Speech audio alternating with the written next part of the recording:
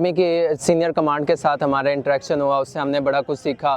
जो हमारे फ़ौजी जवान हैं वो कैसे इस मुल्क के लिए सिक्योरिटी चैलेंजेस हैं उनसे कैसे निमट रहे हैं। उसके अलावा जो बड़ा मिसकंसेप्शन है, बड़ा एक फ़ाल्स प्रोपेगेंडा किया जाता है फ़ौज के ख़िलाफ़, उसके बारे में उन्होंने हमें बड़ी clarity the. We had such an amazing experience and it was such a nice it was an honor for me to be here and part of this event. It is a very nice step to engage the senior leadership of army personnel with the upcoming generation, और उन्होंने जो message दिया है वो बहुत अच्छा है। पाक आर्मी की मोहब्बत को पाकिस्तानियों के दिनों से बिल्कुल नहीं निकाला जा सकता। मुल्क की जो ब्रॉडर पर्सपेक्टिव में चीज़ें हैं उन्हें सुनने और समझने का मौका मिल सका।